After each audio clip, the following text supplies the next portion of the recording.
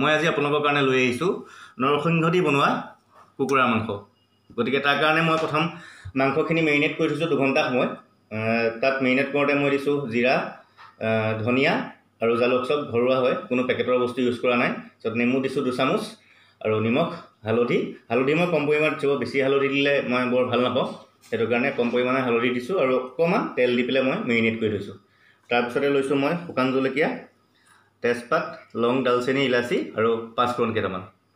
আৰু ইয়াত লৈছে পিঁয়াজ 3টা ডাঙৰ আকাৰৰ, বিলাহী 1টা, কেঁচা জলকীয়া 2টা আৰু 4 টুকুৰা নহৰু মই এনেই থেতেলাই লৈছোঁ, যাতে পিছত দিলে তাৰ গুণটো ভাল হয় খাবলৈ। বলক এতিয়া আমি বনাবলৈ আৰম্ভ কৰোঁ। আৰু এইখিনি হ'ল নৰসিংহ মই ভালকৈ পিচি লৈছোঁ।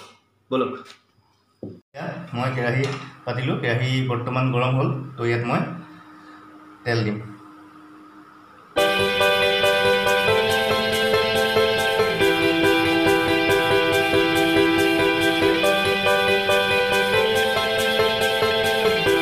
তেল সম্পূৰ্ণৰূপে পকিলে, গতিকে ইয়াত আমি এতিয়া তেজপাত, শুকান জলকীয়া আৰু 5 ফোৰণখিনি এড কৰি দিম। মই অলপ চেনি দিছোঁ,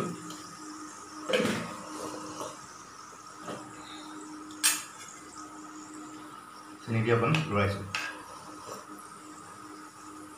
ইয়াত মই থেতেলাই থোৱা নহৰু 4 ফুটা এতিয়া তেলতে দি দিছোঁ মূৰটোৰ কাৰণে। এতিয়া চব চেনিখিনি অকণমান ৰঙাকৈ বাবুল চাৰিবলৈ আৰম্ভ কৰিছে, গতিকে ইয়াত আমি পিঁয়াজ, বিলাহী আৰু জলকীয়াখিনি দি পেলাই এতিয়া ইয়াত ভাজিম।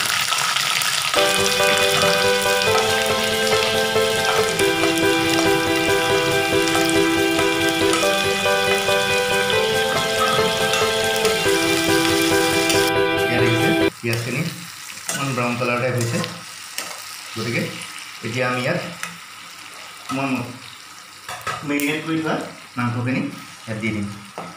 তো মাংসতে মই জিৰা, ধনিয়া, জালুক, নিমখ, হালধি চব একেলগে দি মেৰিনেট কৰি থলোঁ 2 ঘণ্টা।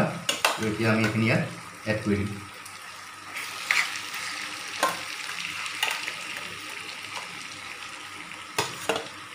আৰু মাংসটোৰ পৰাও তেল ওলাব, কাৰণ এইটো স্কিন থকা হয়, মাংসটো পুৰি দিছে, তো সেইটো কাৰণে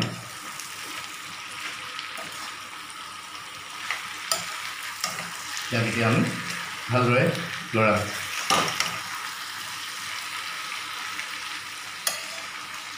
সেইখিনি মই ধুনীয়াকৈ মিহলাই এতিয়া ইয়াত ঢাকি দিম আৰু 5 পৰা 10 মিনিটৰ মূৰে মূৰে ইয়াত আমি চাই পেলাই লৰাই থাকিম। গতিকে আহক আমি এই ৰেচিপিটো ভালদৰে বনাওঁ আৰু কেনেদৰে আৰু ইয়াক কেনেকৈ ধুনীয়া কৰিব পৰা যায় আমি চেষ্টা কৰিম। এতিয়া চব মাংসৰ পৰা পানী ওলোৱা আৰম্ভ হৈছে, গতিকে ইয়াক এতিয়া আৰু অকণমান লৰাই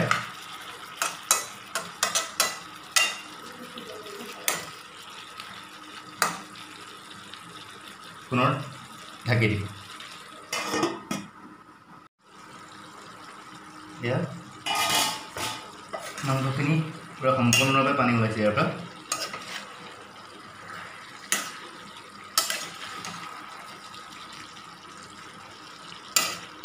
এতিয়া মই 10 মিনিট ভাজি ল'লোঁ মাংসটো ধুনীয়াকৈ, আৰু এতিয়া মই ইয়াত পিচি থোৱা নৰসিংহখিনি এড কৰিম।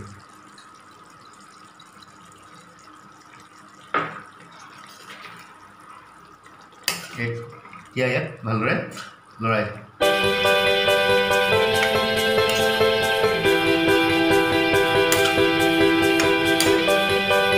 7 মিনিটমান ভজাৰ পিছত ইয়াত অকণমান বাটাৰ এড কৰিছোঁ।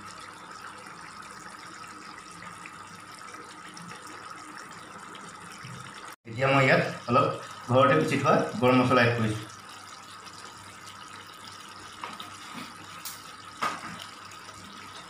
ভালকৈ ইয়াত মিলাই দিম।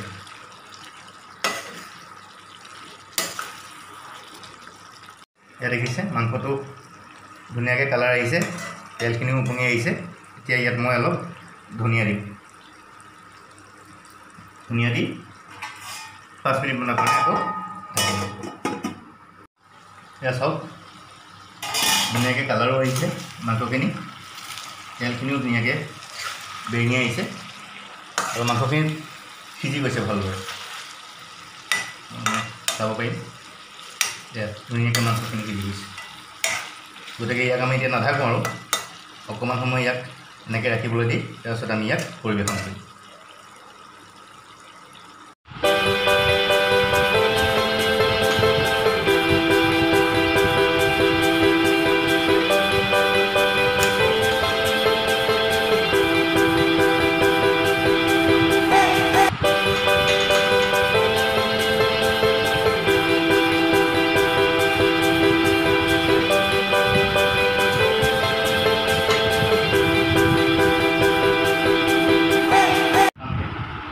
হৈ গ'ল আমাৰ ৰেডি নৰসিংহ দি বনোৱা মুৰ্গী মাংস গতিকে আহকচোন এক পিচ খাই চাওঁ কেনেকুৱা হৈছে